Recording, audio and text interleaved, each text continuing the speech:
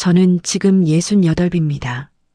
이 나이가 되면 대부분의 일들은 담담하게 받아들일 수 있게 됩니다. 기쁨도 슬픔도 예전만큼 크게 요동치지 않습니다. 그런데 이상하게도 지난 몇 년의 일만큼은 아직도 가슴 한쪽이 먹먹해집니다. 오늘은 그 이야기를 해보려 합니다. 누군가에게는 남의 일처럼 들릴 수도 있겠지만 또 누군가에게는 지금 이 순간 겪고 있는 일일지도 모르겠습니다. 그래서 용기를 내봅니다. 시작은 평범했습니다. 정말 아무것도 특별할 게 없었습니다. 저는 30살에 결혼해서 남편과 함께 작은 아파트에서 살았습니다. 남편은 회사원이었고 저는 아이들이 어릴 때는 집에서 아이들을 키우다가 조금 크고 나서는 동네 슈퍼에서 일을 했습니다. 시어머니는 시골에서 혼자 사셨습니다. 시아버지가 제가 결혼하기 전에 돌아가셔서 시어머니는 오랫동안 혼자 지내셨습니다. 가끔 명절이나 생신 때 찾아뵈면 언제나 씩씩하고 건강하셨습니다. 손주들 얼굴 보면 좋아하시고 우리가 돌아갈 때면 꼭 뭐라도 챙겨주시던 분이셨습니다. 친정어머니는 아버지와 함께 경기도 작은 도시에서 사셨습니다. 우리 집에서 차로 1시간 정도 걸리는 곳이었습니다. 가끔 시간 날 때 들러서 밥 먹고 어머니 얼굴 보고 오는 게 일상이었습니다. 그렇게 평범하게 흘러가는 줄 알았습니다. 변화는 아주 천천히, 그래서 더 무섭게 찾아왔습니다. 처음 시어머니가 이상하다고 느낀 건 몇 년 전 설날이었습니다. 시골에서 올라오신 시어머니가 우리 집에서 이틀 정도 머무셨는데 같은 말씀을 계속하시는 겁니다. 아침에 하신 말씀을 점심에 또 하시고 저녁에 또 하시고 처음엔 나이 드시면 그럴 수도 있지 했습니다. 그런데 화장실을 찾지 못하셨습니다. 우리 집은 작은 아파트입니다. 거실에서 화장실까지 고작 몇 걸음입니다. 그런데 시어머니는 방문을 여시면서 화장실이 어디냐고 물으셨습니다. 한두 번이 아니었습니다. 남편이 병원에 모시고 갔습니다. 의사 선생님은 조심스럽게 말씀하셨습니다. 경도인지장의 소견이 보입니다. 치매 초기 증상일 가능성이 있습니다.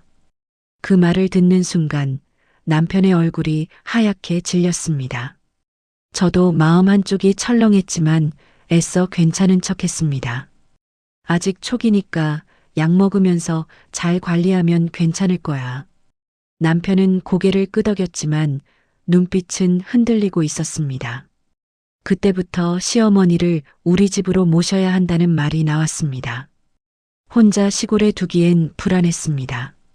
불을 켜놓고 나가신다거나 약을 제대로 못 드신다거나 그런 일들이 생길까봐 걱정이었습니다. 저는 괜찮다고 했습니다. 방은 좁지만 하나 비워드리면 되고 제가 낮에 집에 있으니까 돌봐드릴 수 있다고 했습니다. 남편은 미안해하면서도 고마워했습니다. 시어머니는 그렇게 우리 집으로 오셨습니다. 처음 몇 달은 괜찮았습니다. 시어머니는 조용하셨고 말씀도 많지 않으셨습니다. 가끔 같은 이야기를 반복하시긴 했지만 저는 웃으면서 대답해드렸습니다. 네, 어머니. 그러셨죠. 그렇게 말하면 시어머니는 안심하신 듯 고개를 끄덕이셨습니다. 그런데 문제는 다른 데서 터졌습니다. 친정어머니였습니다.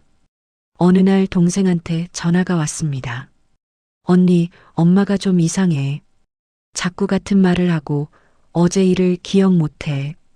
저는 깜짝 놀라서 친정에 갔습니다. 어머니는 괜찮은 척 하셨지만 확실히 예전과 달랐습니다. 제 이름을 부르시는데 잠깐 멈칫하셨고 아침에 먹은 반찬이 뭐였냐고 물으니 밥을 먹었나? 하고 되물으셨습니다. 가슴이 철렁했습니다. 병원에 모시고 갔더니 역시나 비슷한 진단이 나왔습니다.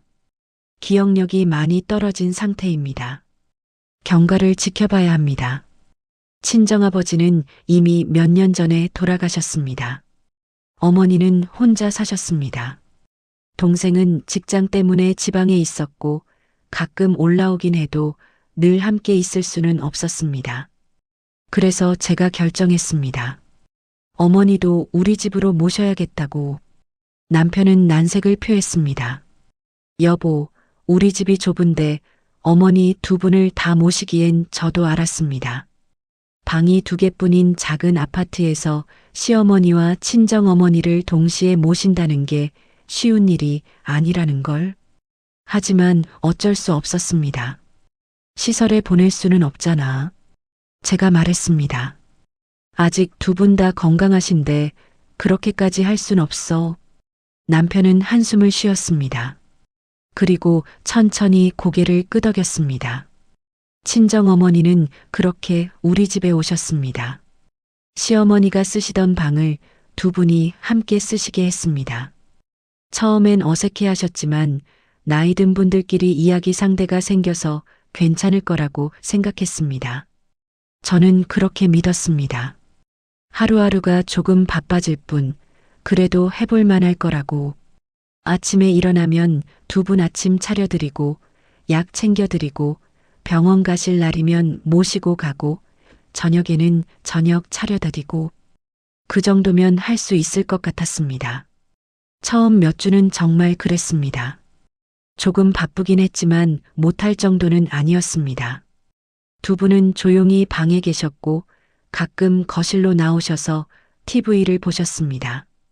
저는 부엌에서 설거지를 하거나 빨래를 하면서 이 정도면 괜찮네 하고 생각했습니다. 그런데 어느 날부터인가 시어머니가 밤에 자주 깨기 시작하셨습니다. 여기가 어디야? 하고 물으시는 겁니다. 한밤중에 방문을 여시면서 저는 잠결에 일어나서 어머니, 저희 집이에요. 주무세요 하고 모셔다 드렸습니다. 한 번, 두 번은 괜찮았습니다. 그런데 그게 매일 밤 반복되기 시작했습니다. 새벽 2시, 3시, 4시. 시어머니는 문을 여시고 나오셨습니다. 가끔은 현관문을 여시려고 하셨습니다. 집에 가야 해.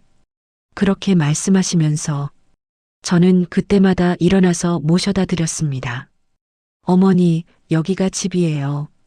주무세요. 남편은 피곤해서 깨지도 못했습니다. 아침에 일어나면 남편은 미안해했습니다. 어젯밤에 또 그러셨어?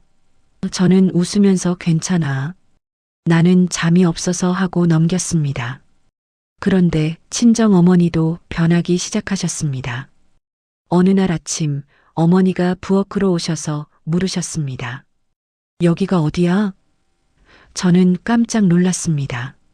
엄마, 우리 집이잖아. 지금 여기서 같이 사는 거야. 어머니는 고개를 갸우뚱하셨습니다. 그래, 나는 집에 가야 하는데. 그날 저는 처음으로 느꼈습니다. 이게 생각보다 훨씬 어려운 일이 될 거라는 걸. 시어머니는 밤에 깨셨고 친정어머니는 낮에 헷갈려 하셨습니다. 두 분 다 같은 질문을 반복하셨습니다. 밥 먹었어? 여기가 어디야? 지금 몇 시야? 저는 하루에도 몇십 번씩 같은 대답을 했습니다. 네, 어머니. 밥 드셨어요. 여기는 우리 집이에요. 지금 오후 3시예요. 처음엔 차분하게 대답할 수 있었습니다. 그런데 한 달, 두 달 지나면서 제 목소리가 조금씩 날카로워지고 있다는 걸 느꼈습니다. 같은 질문을 10번째 듣고 있을 때 저는 숨을 깊게 들이마셔야 했습니다. 남편은 회사에서 돌아오면 피곤한 얼굴로 방에 들어갔습니다. 가끔 어머니들은 괜찮으세요? 하고 물었지만 제가 네, 괜찮아요 하고 대답하면 그걸로 끝이었습니다. 저도 말하지 않았습니다. 힘들다고, 지친다고, 더 이상 못할 것 같다고 그냥 하루하루를 버텼습니다. 그렇게 몇 달이 흘렀습니다. 두 분의 상태는 나아지지 않았습니다. 오히려 조금씩 더 나빠졌습니다. 시어머니는 이제 낮에도 혼란스러워 하셨고 친정어머니는 화장실 가는 것도 어려워하셨습니다.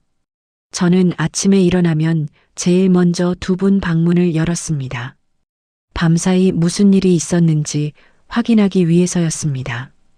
가끔 이불이 젖어 있을 때가 있었습니다. 그럴 땐 빨래를 하고 이불을 말리고 다시 정리했습니다.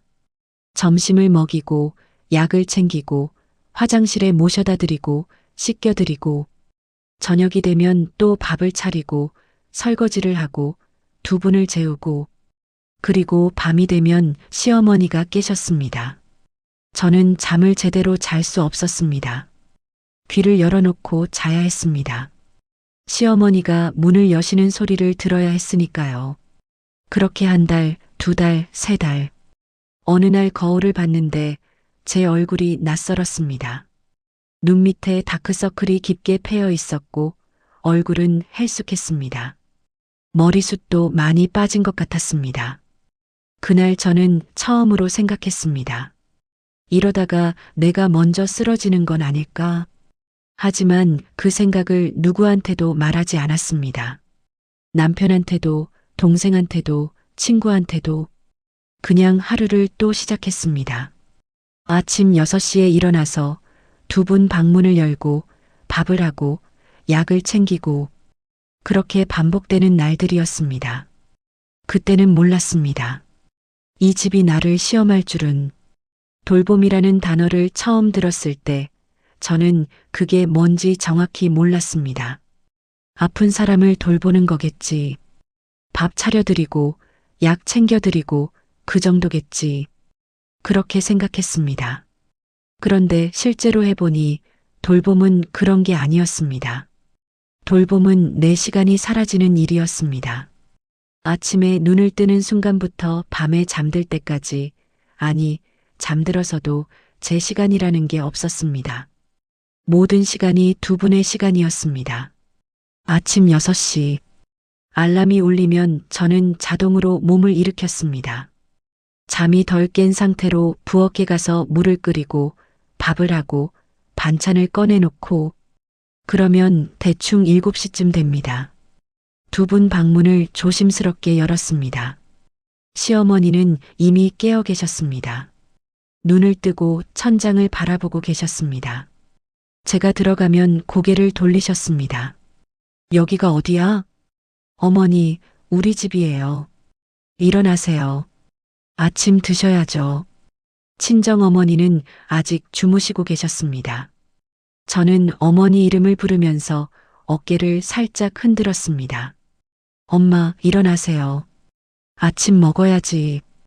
어머니는 눈을 뜨시면서 저를 보셨습니다. 그리고 잠깐 멈칫하셨습니다. 내가 누구야? 심장이 철렁했습니다. 엄마, 나야.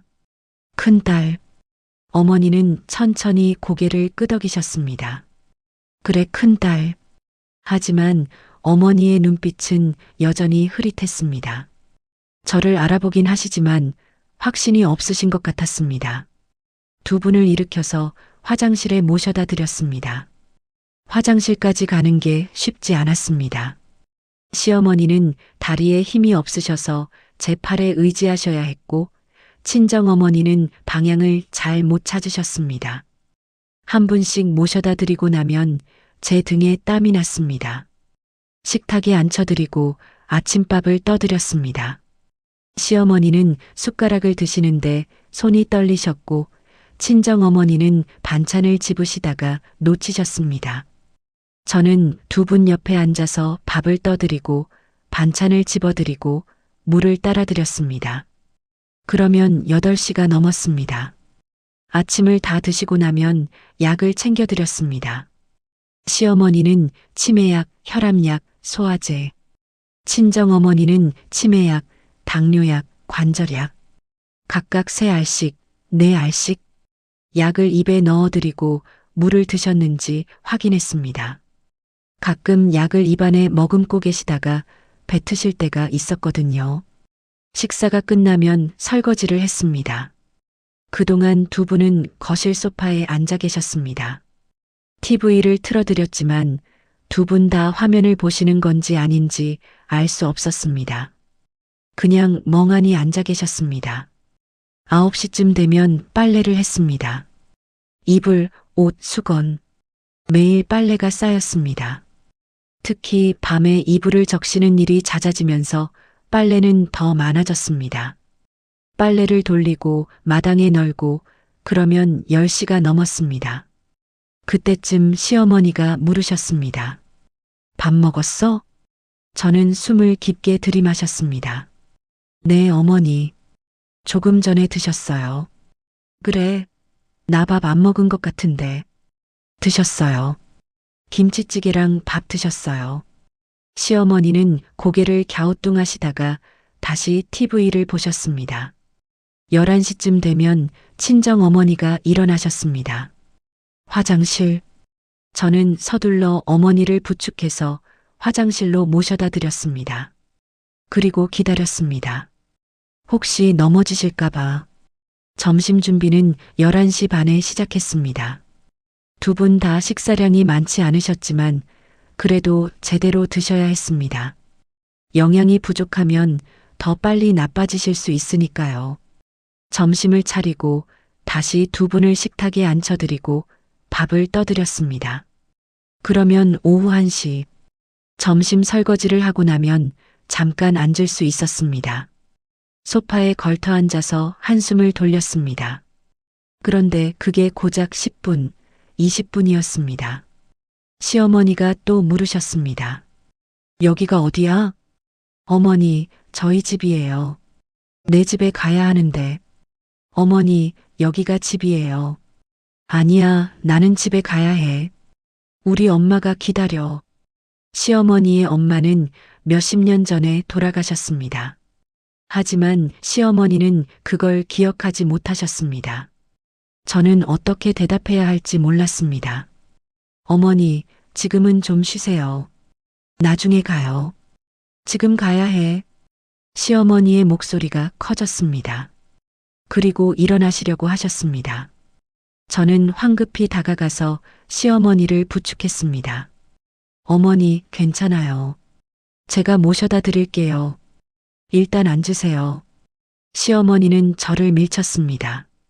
힘이 세지 않으셨지만 그래도 깜짝 놀랐습니다. 시어머니가 화를 내신 건 처음이었거든요. 나는 집에 간다고. 어머니, 저는 어쩔 줄 몰라서 남편한테 전화를 걸었습니다. 하지만 남편은 회의 중이라고 받지 못했습니다. 결국 혼자 해결해야 했습니다. 저는 시어머니를 달래면서 방으로 모셔다 드렸습니다. 그리고 침대에 눕혀드렸습니다. 어머니, 조금만 주무세요. 그럼 기분이 나아지실 거예요. 시어머니는 투덜거리시다가 결국 눈을 감으셨습니다. 저는 문을 닫고 나와서 거실 바닥에 주저앉았습니다. 가슴이 두근거렸습니다. 손이 떨렸습니다. 그때 친정어머니가 부엌으로 나오셨습니다. 얘야, 물 좀. 저는 후다닥 일어나서 물을 따라드렸습니다. 엄마, 여기 있어요. 어머니는 물을 드시면서 저를 보셨습니다. 너 얼굴이 왜 그래? 아파? 저는 고개를 저었습니다. 아니야, 괜찮아. 얼굴이 안 좋은데. 괜찮아, 엄마. 어머니는 더 이상 묻지 않으셨습니다. 그리고 다시 방으로 돌아가셨습니다. 저는 그대로 소파에 앉아 있었습니다. 시계를 보니 오후 3시였습니다. 아직 저녁까지 몇 시간이 남았습니다. 그날 저녁 남편이 퇴근하고 돌아왔습니다. 현관문을 열면서 다녀왔습니다 하고 말했지만 제 대답은 없었습니다. 저는 부엌에서 저녁 준비를 하고 있었습니다. 남편이 부엌으로 들어왔습니다. 어머니들은 괜찮으세요? 저는 대답 대신 고개만 끄덕였습니다. 여보, 괜찮아? 응. 오늘 힘들었어? 저는 손을 멈추고 남편을 봤습니다. 남편의 얼굴도 피곤해 보였습니다. 회사 일이 힘들다는 걸 알고 있었습니다.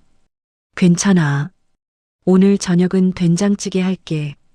남편은 아무 말 없이 방으로 들어갔습니다. 저는 다시 부엌일을 했습니다. 그날 밤 시어머니는 새벽 2시에 깨셨습니다. 그리고 3시, 4시, 5시에도 깨셨습니다. 저는 그때마다 일어나서 모셔다 드렸습니다.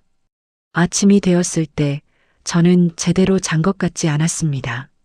눈은 감았지만 잠을 잔 건지 아닌지 구분이 안 됐습니다. 그래도 일어나야 했습니다. 6시 알람이 울렸고 저는 다시 부엌으로 갔습니다. 그렇게 하루가 또 시작됐습니다. 매일이 똑같았습니다. 아침, 점심, 저녁.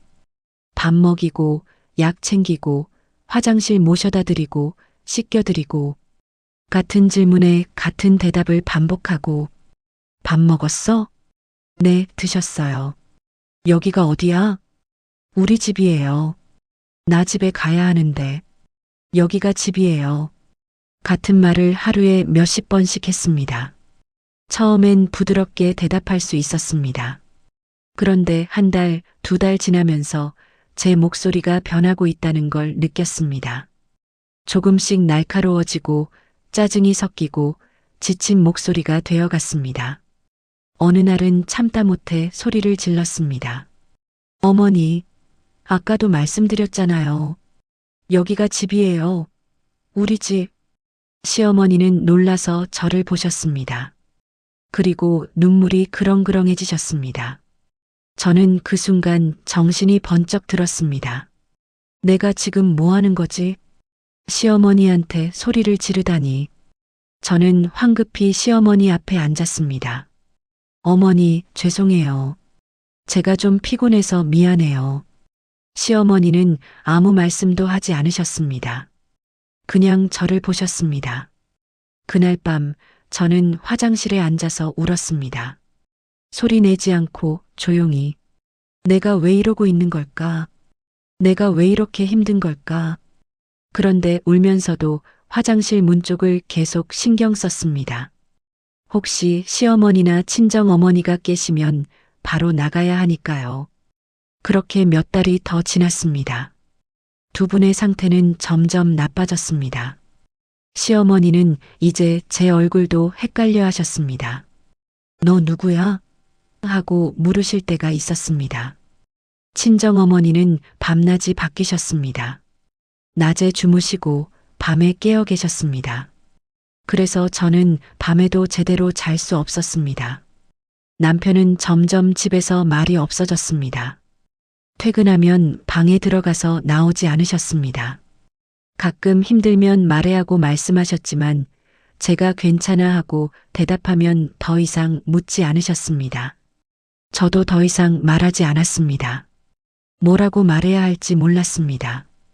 힘들다고? 그럼 어쩌라고? 남편도 회사 일로 힘든데 제가 더 짐이 될 순 없었습니다. 그래서 그냥 하루하루를 버텼습니다. 아침에 일어나서 밥하고 약 챙기고 설거지하고 빨래하고 점심 준비하고 저녁 준비하고 씻기고 재우고 그리고 밤에 깨우면 일어나서 모셔다 드리고 제 삶은 온통 그것뿐이었습니다. 거울을 보면 제 얼굴이 점점 낯설어졌습니다. 눈빛이 흐려졌고 입꼬리는 항상 내려가 있었고 머리는 헝클어져 있었습니다. 샤워도 제대로 못했습니다. 시간이 없었습니다. 샤워하는 동안에도 두 분이 깨실까봐 무슨 일이 생길까봐 불안했습니다. 그래서 빨리빨리 씻고 나왔습니다.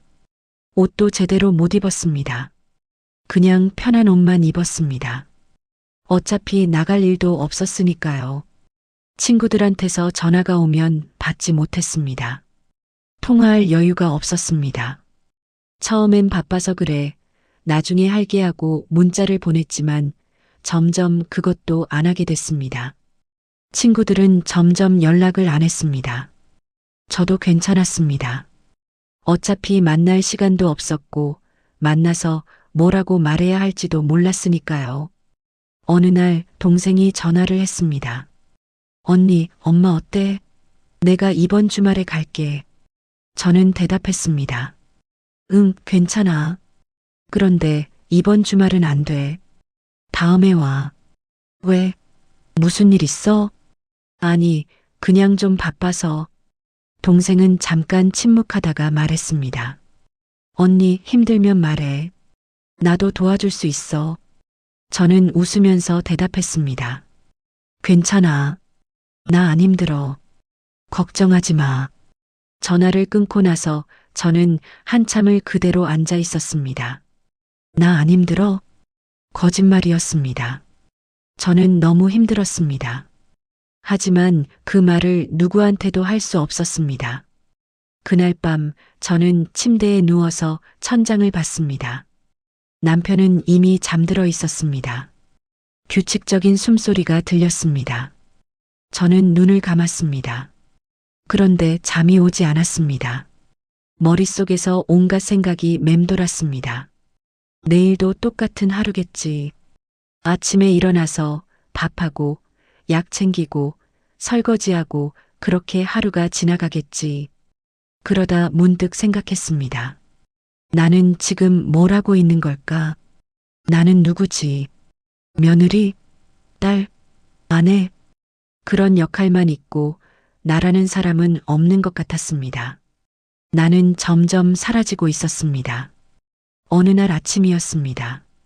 그날도 6시에 알람이 울렸고 저는 자동으로 몸을 일으켰습니다. 눈은 뜨고 있었지만 정신은 멍했습니다. 부엌으로 가서 물을 끓였습니다. 밥솥 버튼을 눌렀습니다. 냉장고에서 반찬을 꺼냈습니다. 모든 게 자동이었습니다. 생각하지 않아도 몸이 알아서 움직였습니다. 두 분 방문을 열었습니다. 그런데 그날은 이상했습니다. 시어머니가 침대 아래에 앉아 계셨습니다. 어머니, 저는 깜짝 놀라서 달려갔습니다.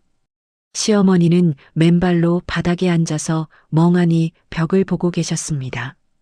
어머니, 왜 여기 앉아 계세요? 추우시겠어요. 시어머니는 저를 보시지도 않았습니다. 저는 시어머니를 부축해서 일으켰습니다. 그런데 시어머니의 잠옷이 젖어 있었습니다. 또 실수하신 겁니다. 저는 한숨을 쉬었습니다. 어머니, 괜찮아요. 옷 갈아입으세요. 시어머니를 씻기고 옷을 갈아입히는데 1시간이 걸렸습니다. 시어머니는 가만히 서 계시질 못하고 자꾸 주저앉으려고 하셨습니다. 친정어머니는 그 사이 혼자 일어나셔서 거실로 나오셨습니다. 그런데 넘어지셨습니다. 엄마, 저는 황급히 달려갔습니다. 어머니는 바닥에 엉덩방아를 찍고 앉아 계셨습니다. 엄마, 괜찮아? 어디 안 다쳤어? 어머니는 어리둥절한 표정으로 저를 보셨습니다. 나 넘어졌어? 응, 넘어지셨어. 다친 데 없어? 어머니는 천천히 몸을 움직이셨습니다. 다행히 크게 다친 곳은 없는 것 같았습니다. 저는 어머니를 부축해서 일으켰습니다. 그리고 소파에 앉혀드렸습니다. 엄마, 혼자 일어나시면 안 돼. 내가 도와드릴게. 나 부르세요. 어머니는 고개를 끄덕이셨습니다. 저는 부엌으로 돌아갔습니다. 밥은 이미 다 됐고 국은 끓고 있었습니다. 식사를 차리고 두 분을 앉혀드렸습니다. 그런데 그날은 두 분 다 식사를 거부하셨습니다. 배 안 고파. 나 안 먹어. 저는 달래면서 밥을 떠드렸습니다. 어머니, 조금이라도 드세요. 약 드셔야죠. 시어머니는 고개를 돌리셨습니다. 친정어머니는 숟가락을 밀어내셨습니다. 저는 한참을 앉아서 두 분을 설득했습니다. 결국 반 공기도 못 드셨습니다. 약도 드시지 않으려고 하셨습니다. 어머니, 약 안 드시면 안 돼요. 싫어. 엄마, 제발 약 좀 드세요. 난 안 아파. 저는 거의 울면서 약을 입에 넣어드렸습니다. 그날 오전 내내 그렇게 보냈습니다. 점심때도 마찬가지였습니다. 두 분 다 밥을 거의 드시지 않으셨습니다. 저는 지쳐서 소파에 앉았습니다. 시계를 보니 오후 2시였습니다. 그때 현관 초인종이 울렸습니다. 누구지? 문을 열었더니 동생이 서 있었습니다. 언니 나왔어. 저는 깜짝 놀랐습니다. 오늘 온다고 했어? 응, 어제 문자 보냈잖아. 저는 기억이 나지 않았습니다. 어제 문자를 받았나? 아, 그래 들어와. 동생이 집에 들어왔습니다. 그리고 거실을 둘러봤습니다. 거실은 엉망이었습니다. 빨래가 소파에 쌓여 있었고, 식탁에는 설거지가 안 된 그릇들이 있었고, 바닥에는 어머니가 흘린 물자국이 있었습니다. 동생은 아무 말 없이 저를 봤습니다. 언니 괜찮아? 저는 고개를 끄덕였습니다. 응, 괜찮아. 언니 얼굴이 피곤해서 그래. 어젯밤에 잠을 못 잤어. 동생은 더 이상 묻지 않았습니다. 그리고 부엌으로 가서 설거지를 시작했습니다. 저는 그대로 소파에 앉아 있었습니다. 움직일 힘이 없었습니다. 동생이 설거지를 하고 빨래를 개고 바닥을 닦았습니다. 저는 그냥 앉아서 지켜봤습니다. 동생이 물었습니다. 언니 매형은? 회사.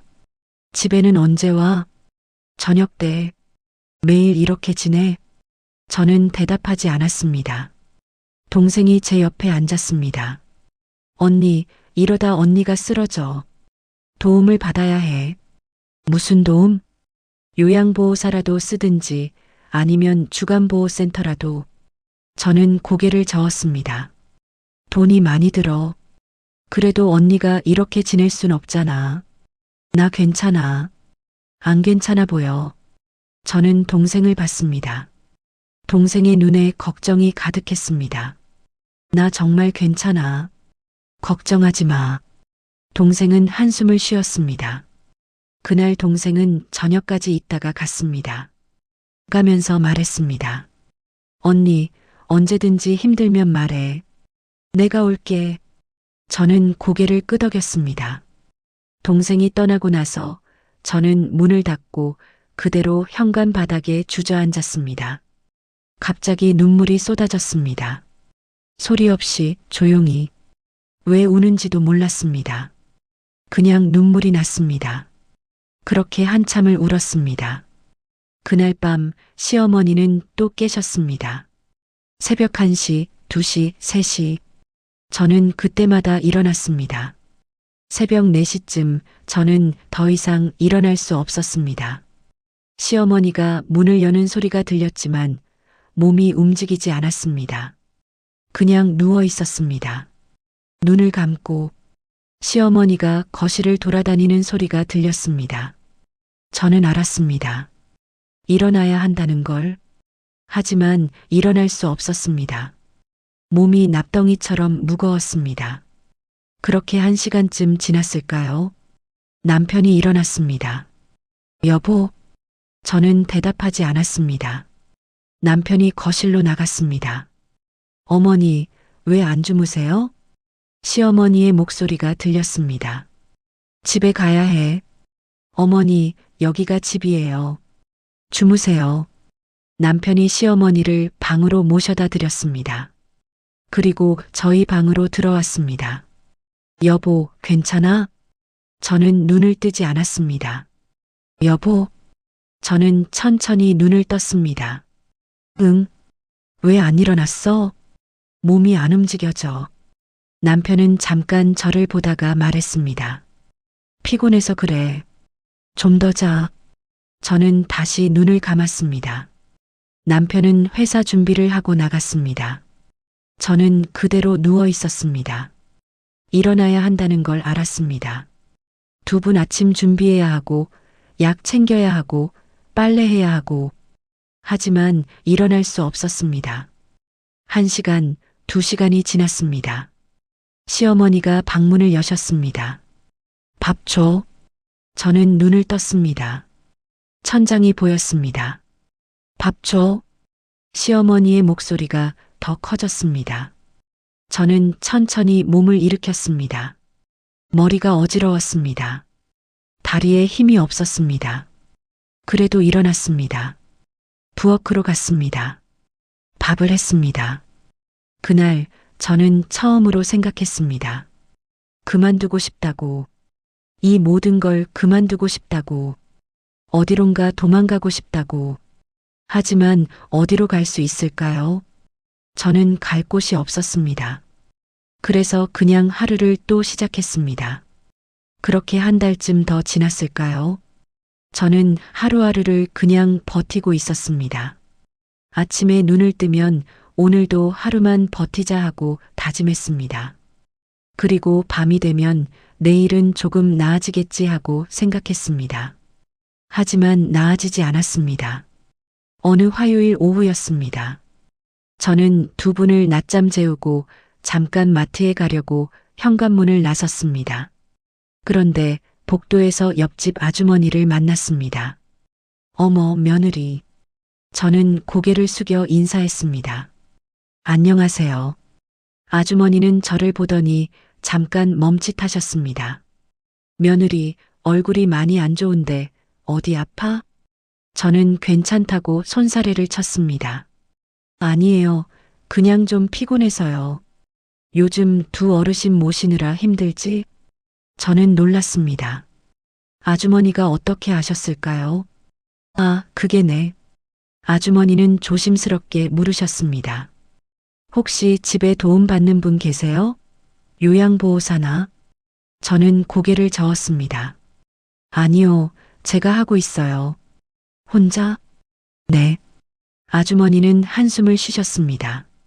며느리, 그러다 며느리가 먼저 쓰러져요. 나도 시어머니 모셨는데 혼자는 정말 안 돼요. 저는 어떻게 대답해야 할지 몰랐습니다. 아주머니가 말을 이었습니다. 저기, 동네에 주간보호센터 아세요? 거기 괜찮던데. 낮에 어르신들 모시고 가면 몇 시간 돌봐주고 점심도 주고 며느리가 그 시간에라도 좀 쉴 수 있잖아요. 그게 비용이 요즘은 나라에서 지원도 해준다던데 한번 알아보세요. 정말로. 아주머니는 제 손을 꼭 잡으셨습니다. 며느리, 혼자 다 하려고 하지 말아요. 그러다 며느리 건강 잃으면 다 끝이에요. 저는 아주머니의 눈을 봤습니다. 그 눈에는 진심 어린 걱정이 있었습니다. 저는 목이 메었습니다. 감사합니다. 아주머니는 제 손을 한 번 더 꼭 쥐고 가셨습니다. 저는 그 자리에 한참 서 있었습니다. 주간보호센터, 그런 게 있다는 건 알고 있었습니다. 하지만 가까이서 알아본 적은 없었습니다. 어쩐지 두 분을 시설에 맡긴다는 게 죄책감이 들었거든요. 하지만 아주머니의 말이 자꾸 맴돌았습니다. 혼자 다 하려고 하지 말아요. 그날 저녁 남편이 퇴근하고 돌아왔을 때 저는 조심스럽게 말을 꺼냈습니다. 여보, 주간보호센터에 대해 알아봤어? 남편은 고개를 들었습니다. 주간보호센터? 응. 낮에 어르신들을 몇 시간 맡아주는 곳인데 남편은 잠깐 생각하더니 말했습니다. 우리 어머니가 가시려고 하실까? 글쎄 한번 말씀드려볼까? 한번 알아봐. 어머니 상태가 점점 안 좋아지시니까. 저는 고개를 끄덕였습니다. 다음 날 저는 동네 주민센터에 전화를 걸었습니다. 직원분이 친절하게 설명해 주셨습니다.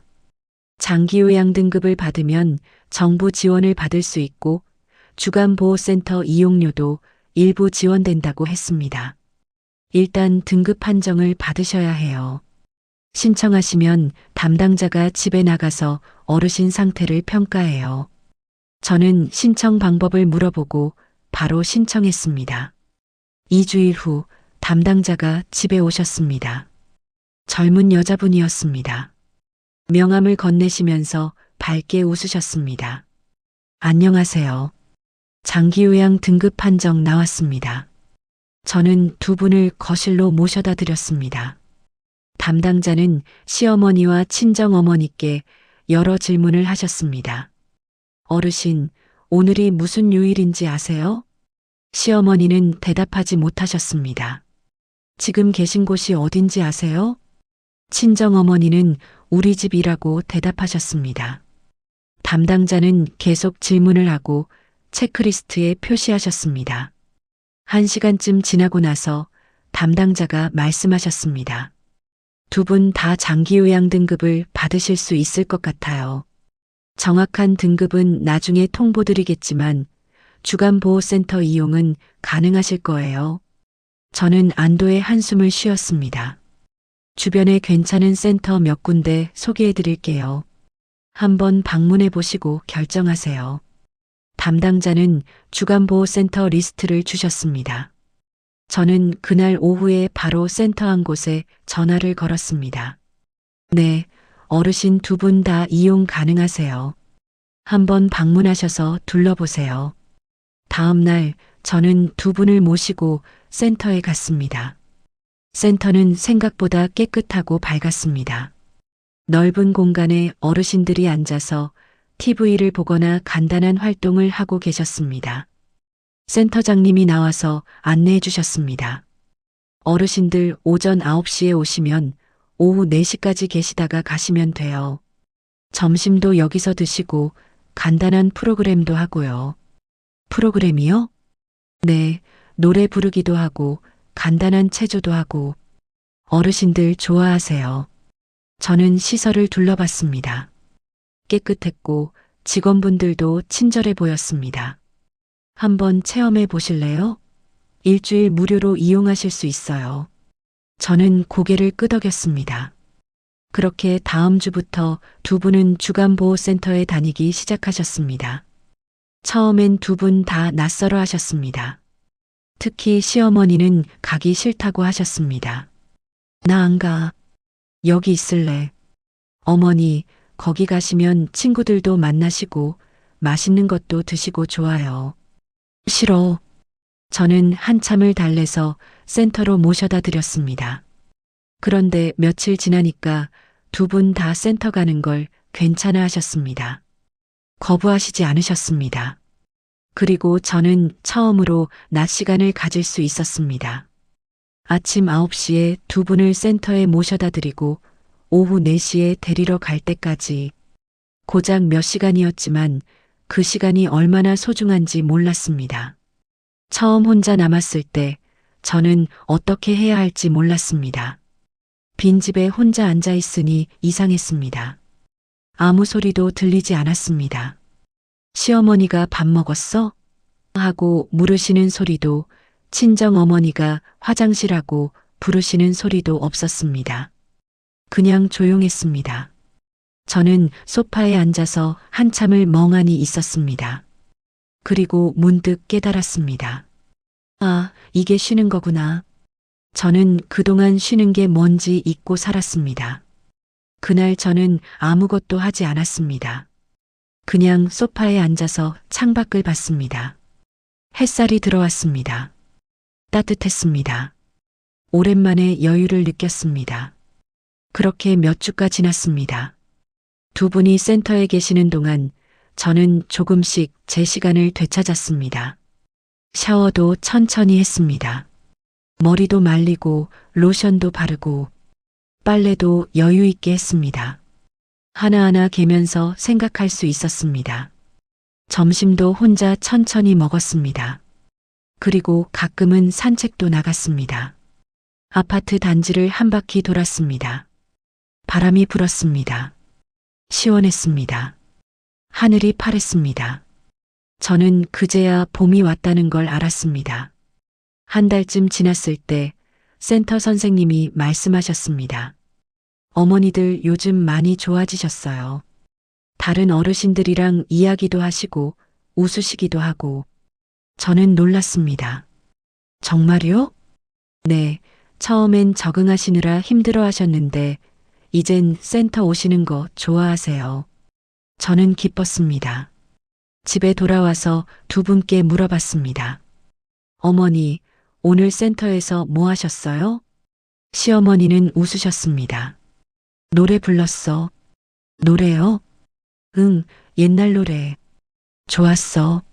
저는 시어머니가 웃으시는 모습을 오랜만에 봤습니다. 친정어머니도 말씀하셨습니다. 거기 가면 좋아. 친구들 있어. 저는 어머니 손을 잡았습니다. 다행이다, 엄마. 그날 밤 저는 오랜만에 편하게 잠들었습니다. 여전히 시어머니가 밤에 깨시긴 했지만 예전만큼 자주는 아니었습니다. 센터에서 활동하시느라 피곤하셨는지 더 깊이 주무셨습니다. 그렇게 몇 달이 흘렀습니다. 저는 조금씩 회복되고 있었습니다. 얼굴에 혈색이 돌아왔고 눈빛도 살아났습니다. 친구한테서 전화가 왔을 때 받을 수 있었습니다. 오랜만이다. 잘 지내? 응, 나 괜찮아. 너는?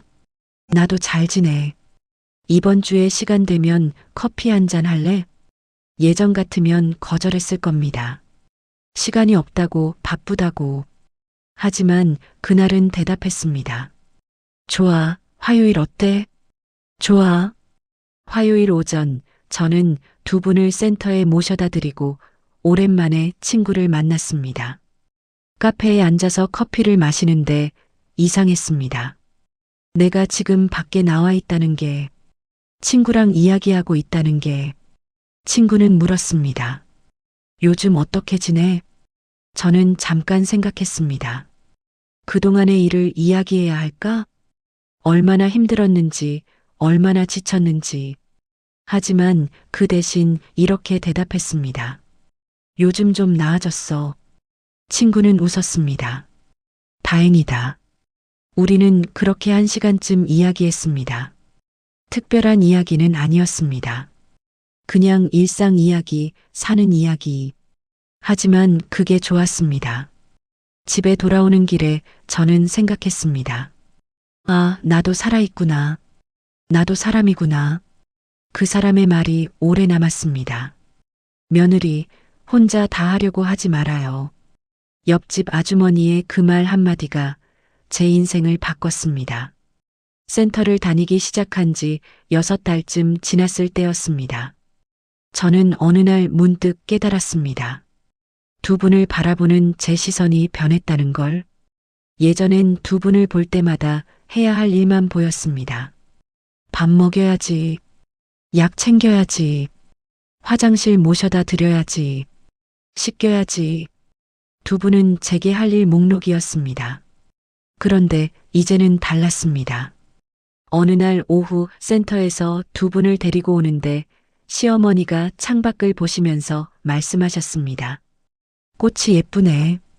저는 시어머니를 봤습니다. 시어머니는 창밖의 벚꽃을 보고 계셨습니다. 얼굴에 잔잔한 미소가 있었습니다. 그 순간 저는 생각했습니다. 아, 이분도 꽃을 예쁘다고 느끼시는구나. 당연한 일이었습니다. 하지만 저는 그동안 그걸 잊고 있었습니다.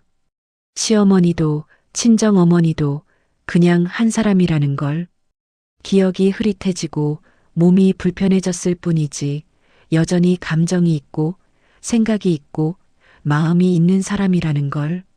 집에 도착해서 저는 두 분께 따뜻한 차를 끓여드렸습니다. 어머니, 차 드세요. 시어머니는 컵을 두 손으로 받으셨습니다. 그리고 천천히 드셨습니다. 고마워. 그 한마디가 가슴에 와 닿았습니다. 고마워. 시어머니가 저한테 고맙다고 하신 게 얼마만인지 모르겠습니다. 아니, 어쩌면 제가 그동안 못 들었던 건지도 모릅니다. 너무 바빠서, 너무 지쳐서 들을 여유가 없었던 건지도. 그날 밤 저는 남편한테 말했습니다. 여보, 오늘 어머니가 꽃 보고 예쁘다고 하셨어. 남편은 고개를 들었습니다. 그래? 응. 한참을 보시더라. 남편은 잠깐 생각하다가 말했습니다. 우리 어머니 원래 꽃 좋아하셨어. 예전엔 집에 화분 많이 키우셨거든. 저는 몰랐습니다. 시어머니가 꽃을 좋아하셨다는 걸. 그래. 응. 아버지 살아계실 때 마당에 꽃밭도 있었어. 저는 갑자기 궁금해졌습니다. 시어머니가 어떤 분이셨는지. 치매에 걸리기 전에 시어머니는 어떤 사람이셨는지, 어머니 젊으셨을 때는 어떠셨어? 남편은 천천히 이야기해 주었습니다. 시어머니는 시골에서 농사를 지으시면서 남편과 자식들을 키우셨다고 했습니다. 새벽 일찍 일어나서 밥하고 밭에 나가서 일하고 저녁에 돌아와서 또 밥하고 정말 고생 많이 하셨어. 우리 아버지가 술 좋아하셔서 어머니 혼자 다 하셨지. 저는 남편의 이야기를 들으면서 시어머니를 떠올렸습니다. 젊었을 때의 시어머니, 밭에서 일하시던 시어머니, 꽃을 키우시던 시어머니, 가족을 위해 평생을 일하신 시어머니, 그리고 지금은 그 기억마저 잃어가고 계시는 시어머니. 마음이 아팠습니다. 다음 날 저는 시장에 가서 작은 화분을 샀습니다. 분홍색 제라늄이었습니다. 집에 와서 시어머니께 드렸습니다. 어머니, 이거 어머니 방에 놓으세요. 시어머니는 화분을 보시더니 얼굴이 환해지셨습니다. 이게 뭐야? 꽃이에요. 어머니 좋아하시잖아요. 예쁘네. 시어머니는 화분을 쓰다듬으셨습니다. 그리고 한참을 보셨습니다. 저는 그 모습을 보면서 생각했습니다. 이분이 제게 꽃이라는 걸, 제 인생에 들어온 꽃, 힘들고 지치게 했지만 동시에 제게 많은 걸 가르쳐 준 꽃, 친정어머니도 마찬가지였습니다. 어느 날 저는 어머니와 단둘이 있을 기회가 있었습니다. 시어머니는 낮잠을 주무시고 남편은 회사에 계시고 저는 어머니 옆에 앉아서 말을 걸었습니다. 엄마, 나 기억해? 어머니는 저를 보셨습니다. 눈빛이 조금 흐릿했지만 고개를 끄덕이셨습니다. 큰딸, 응, 나야. 우리 딸 고생 많지? 저는 눈물이 날 것 같았습니다. 어머니는 기억력이 많이 떨어지셨지만 여전히 저를 걱정하고 계셨습니다. 괜찮아, 엄마. 나 안 힘들어. 미안해. 왜 미안해? 엄마가 짐이 돼서. 저는 어머니 손을 꼭 잡았습니다. 엄마, 그런 말 하지 마. 엄마는 짐이 아니야. 어머니는 눈물을 글썽이셨습니다. 저도 눈물이 났습니다.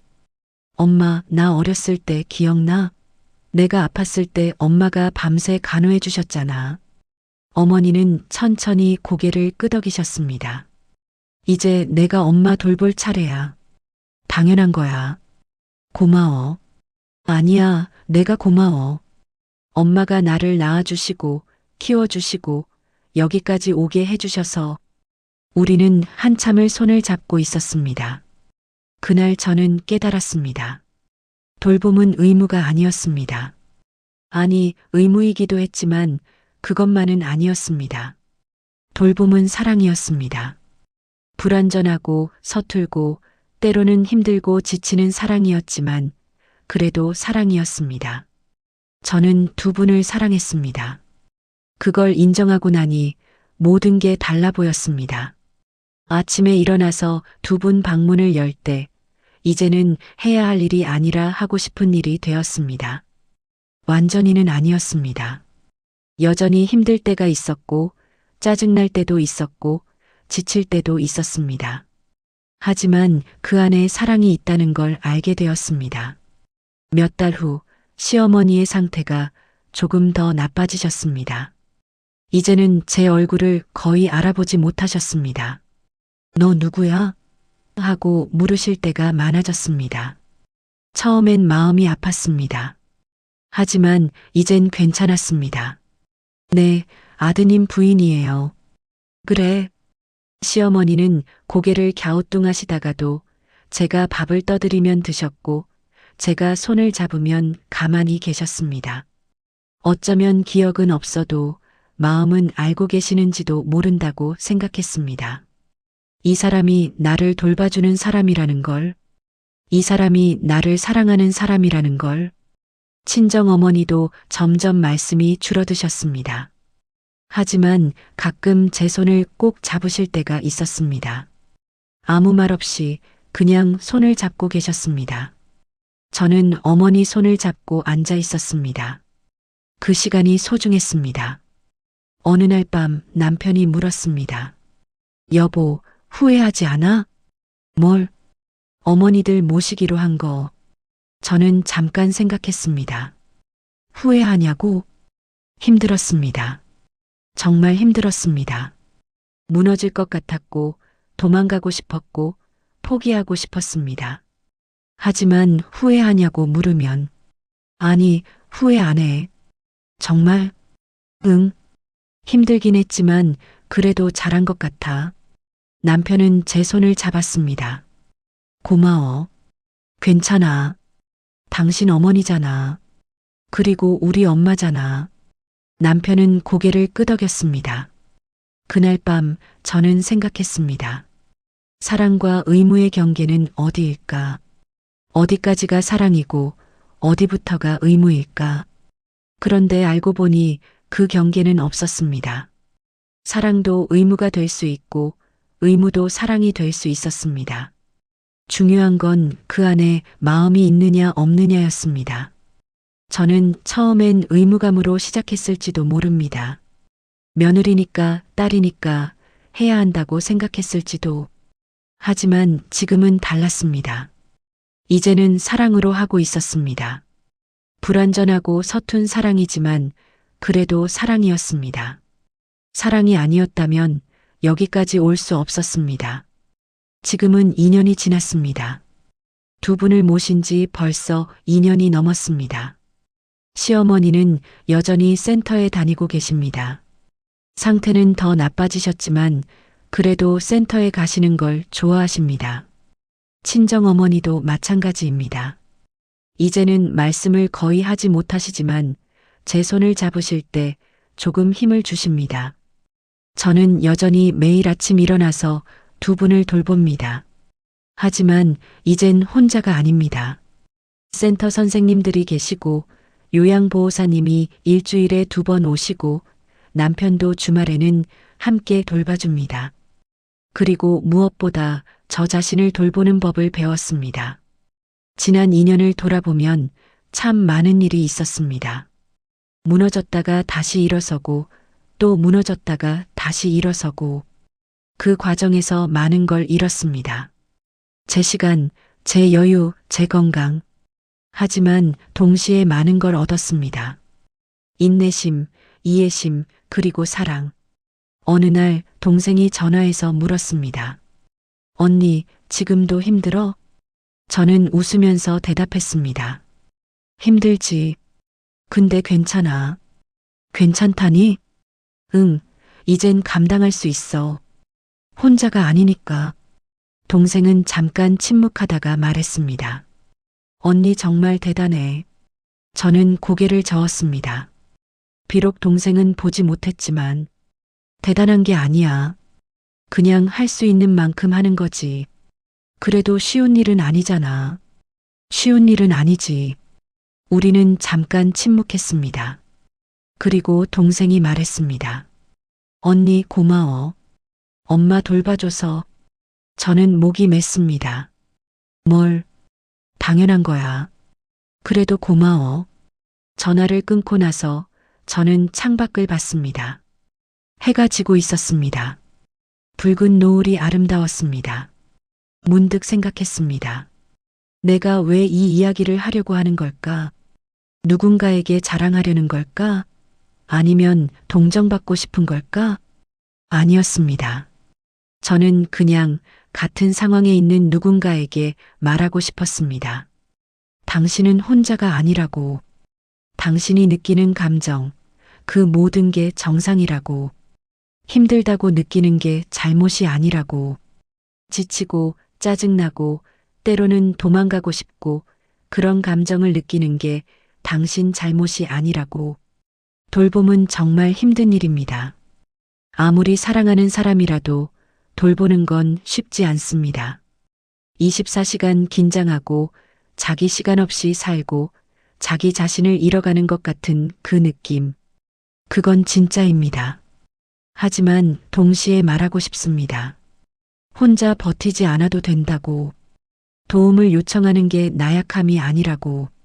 주간보호센터든 요양보호사든 가족의 도움이든 친구의 위로든 어떤 형태로든 도움을 받아도 괜찮다고, 그게 오히려 더 오래, 더 잘 돌볼 수 있는 방법이라고.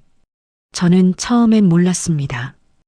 혼자 다 해야 한다고 생각했습니다.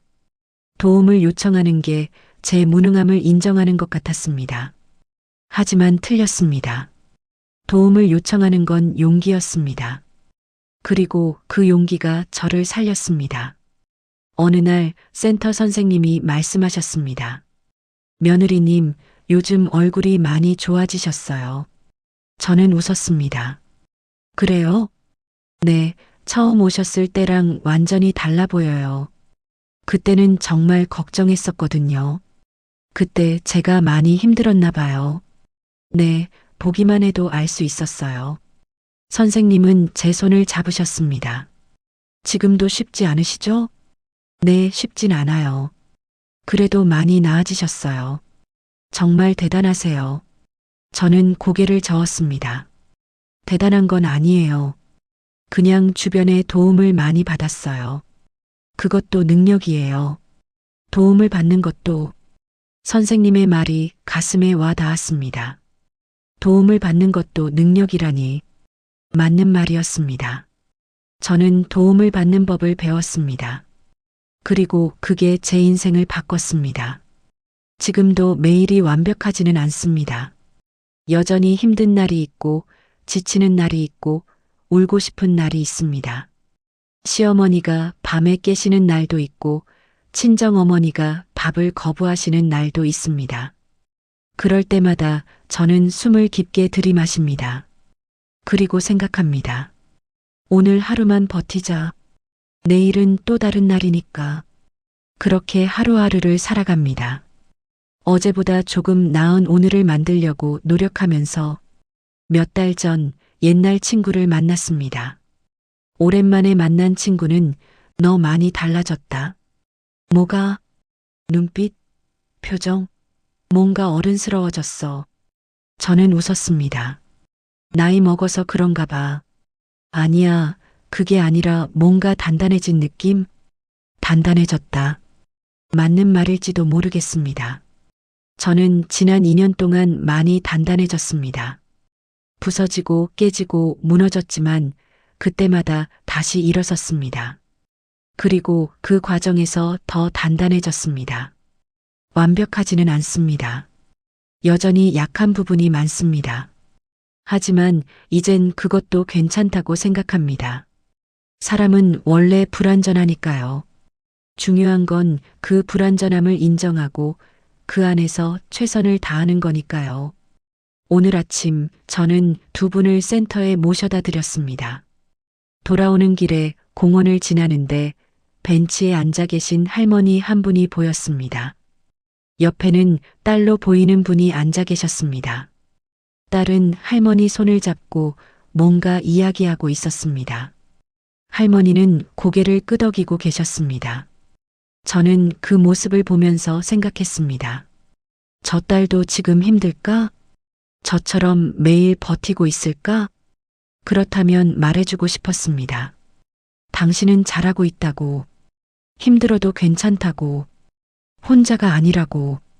집에 돌아와서 저는 이 이야기를 쓰기 시작했습니다.